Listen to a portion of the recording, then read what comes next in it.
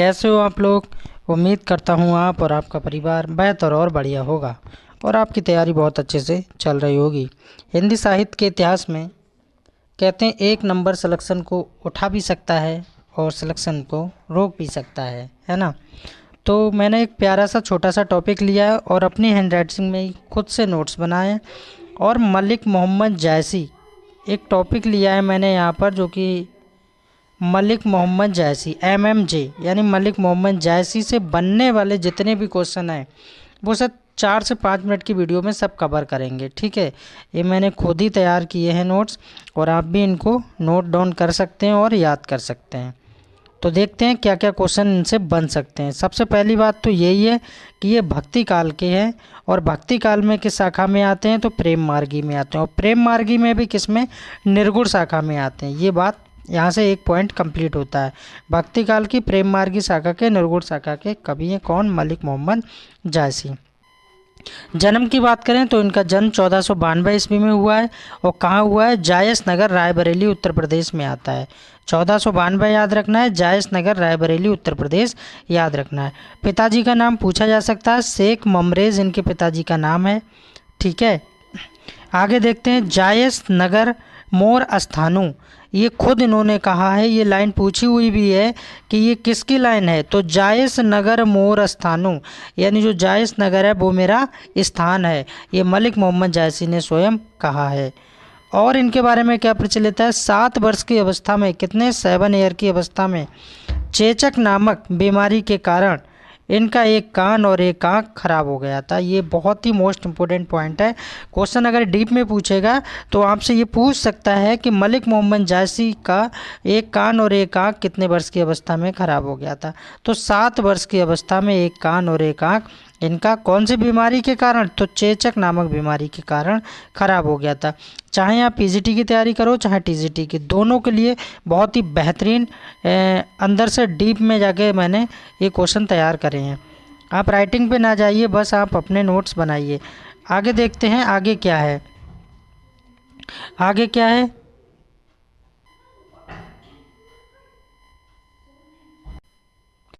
आगे देखते हैं, इसमें बोला जा रहा है, देखिए नेक्स्ट क्या है। जायसी शेरशाह सूरी के समकालीन थे। हाँ, क्वेश्चन कहीं से भी बन सकता है पर आपका गलत नहीं होना चाहिए। अब शेरशाह सूरी के बारे में ये पूछा जा सकता है कि मलिक मोहम्मद जायसी किसके दरबारी कवि थे? तो शेरशाह सूरी के दरबारी कवि थे, यार कि ये समकालीन थे। ठीक, ये काले और कुरूप थे। एक तो काले थे, कलर कैसा था? ब्लैक था, और कुरूप थे, चेहरे से अच्छे नहीं लगते थे। तो ऐसा कहा जाता है कि एक बार बादशाह शेरशाह इनके कुरूप को देखकर हंसने लगा था, यानी कि जो मलिक मोहम्मद जायसी हैं इनके कुरूप को देखकर बादशाह शेरशाह सूरी जो है हंसने लगा था। ठीक है, तो बादशाह जब हंसने लगा था तो जो है मलिक मोहम्मद जायसी ने कहा था मोहिका हसेसी की मोहराई। ये बात आपसे पूछी जा सकती है एग्जाम में कि ये किसने किसके प्रति कही थी? मोहिका हसेसी की मोहराई, अर्थात मुझको देखकर क्यों हंस रहा है, यानी तू मुझ पे हंस रहा है या मेरे कुरूप रूप को देख के हंस रहा है, ऐसा इन्होंने कहा था मलिक मोहम्मद जायसी ने शेरशाह सूरी से। तो मेरे कुरूप को देखकर आप क्यों हंस रहे हैं? इस पर बादशाह को बहुत गिलानी हुई, अर्थात अपने आप में शर्मिंदगी महसूस हुई और उन्होंने माफ़ी मांगी। ठीक है, और देखते हैं क्या क्या और उन्होंने माफ़ी मांगी थी। ये हो गया। और जायस अमेठी में पड़ता है। मृत्यु के बारे में देख लेते हैं। जायस कहाँ पड़ता है? अमेठी में पड़ता है, और अमेठी में 1542 में इनकी मृत्यु हो गई थी। याद रखना है, जन्म मैंने बताया 1492 ईस्वी में और मृत्यु 1542 ईस्वी में हो गई थी। लगभग 50 वर्ष ये जिए थे। किसकी बात कर रहा हूँ? मलिक मोहम्मद जायसी की बात कर रहा हूँ। और एक मोस्ट इम्पोर्टेंट फैक्ट में आप याद रखेंगे, मांगरा वन में मांगरा वन था। अगर बहुत डीप में क्वेश्चन बनेगा तो आपसे पूछा जा सकता है कि इनकी मृत्यु कैसे हुई और किसने मारा। तो मांगरा वन में इनकी मृत्यु हो गई थी और वो भी धोखे से किसी ने इनको मार दिया था। शेर का शिकार करने के चक्कर में मलिक मोहम्मद जायसी को मांगरा वन में इनको मार दिया था। और इनसे रिलेटेड देखेंगे क्वेश्चन, क्या क्या क्वेश्चन और बन सकते हैं। अब प्रकाश डालते हैं हम यहाँ पर रचनाओं पर इनकी। ठीक है, वो भी सब देखते हैं यहाँ पर। हिंदी सूफी काव्य परंपरा के प्रवर्तक थे, जैसा कि मैंने फर्स्ट लाइन में बताया था। पद्मावत, अखरावट, चित्ररेखा, और आखिरी कलाम, ये रचनाएं बार बार पूछी जाती हैं कि पद्मावत किसकी रचना है, अखरावट किसकी रचना है, चित्ररेखा किसकी रचना है या आखिरी कलाम किसकी रचना है। तब आपका आंसर बदलेगा नहीं, मलिक मोहम्मद जैसी को याद रखना है। और ये अवधी भाषा के प्रसिद्ध कवि हैं, ये भी याद रखना, सब कुछ नोट डाउन कीजिए। आचार्य रामचंद्र शुक्ल के अनुसार पद्मावत का रचनाकाल पूछा जा सकता है तो 1520 को याद रखना है।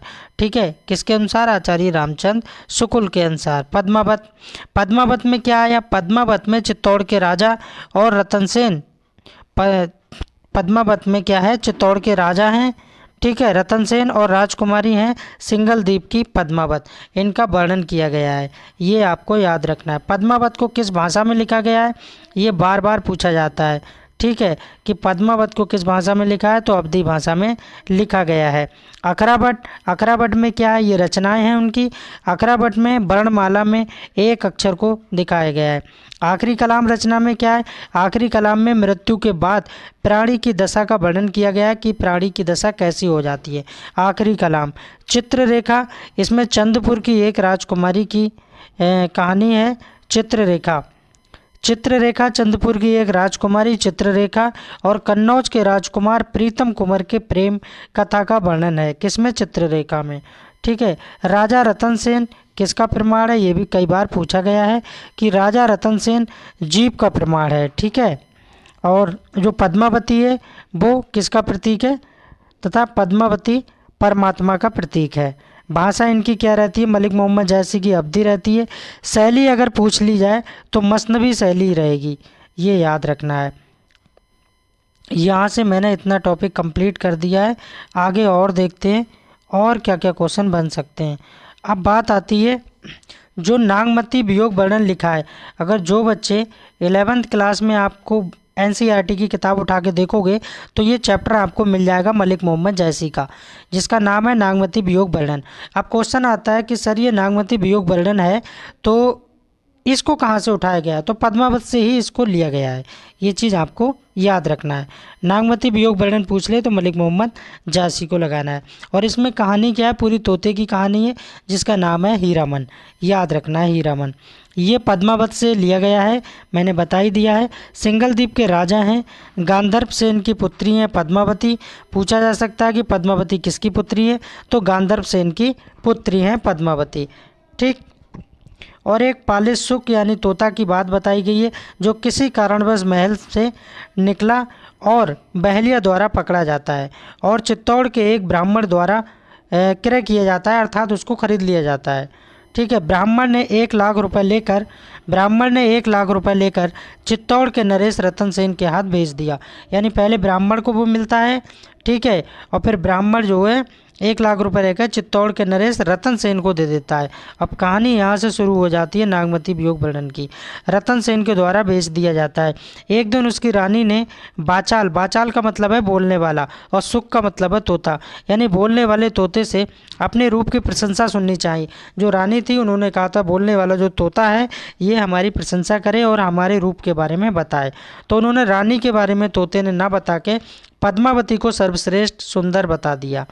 तो रानी इस पे खौल गई, यानी बहुत गुस्सा आ गया उनको और उन्होंने मारने का आदेश दे दिया। तो उसने रानी पद्मावती का वर्णन कर दिया। रानी ने तोते को मार डालने का आदेश दिया। राजा के भय से थाय ने तोते को छुआ यानी छुपा कर रख दिया था और राजा के आने पर सारी बात तोते ने राजा को सुनाई। तो राजा पद्मावती का वर्णन सुनते ही 16,000 कुंवर जोगियों के साथ पद्मावती को प्राप्त करने के लिए निकल पड़ा, ठीक है। और कौन सा?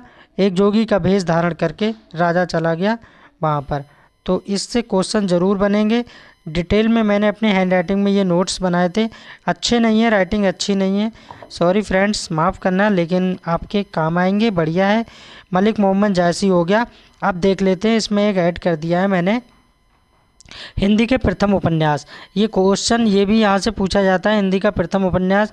एक तो ज़रूर पूछा जाता है कि परीक्षा गुरु को किसने लिखा है? तो परीक्षा गुरु को लाला श्री निवास दास ने लिखा है। पहली बात तो ये कब लिखा है? तो 1882 में लिखा है। अच्छा, लाला श्री निवास दास ने लिखा है और परीक्षा गुरु है, लेकिन इसको माना किसने है? तो आचार्य रामचंद्र शुक्ल ने इसको माना है। चंद्रकांता भी हिंदी का पहला उपन्यास है और पूर्ण प्रकाश भी हिंदी का पहला उपन्यास है, लेकिन इन तीनों उपन्यासों को अलग अलग अलग तरह से माना गया है। अब किसने क्या माना है? चंद्रकांता 1894 में लिखा गया है। चंद्रकांता उपन्यास को प्रथम माना है डॉक्टर श्री कृष्णलाल ने। ये याद रखना है, श्री कृष्णलाल ने की माना है कि भैया चंद्रकांता उपन्यास प्रथम उपन्यास है। पूर्ण प्रकाश एवं चंद्रमा उपन्यास को भी प्रथम उपन्यास माना गया है। इसको डॉक्टर हजारी प्रसाद द्विवेदी ने माना है, जिन्होंने कुटोज और अशोक का फूल जैसे निबंध लिखे हैं। हिंदी का पहला ऐतिहासिक उपन्यास कौन सा है? तो हृदय हारिणी है, और ये टीजीटी में पूछा भी गया है कि हिंदी का पहला ऐतिहासिक उपन्यास क्या है?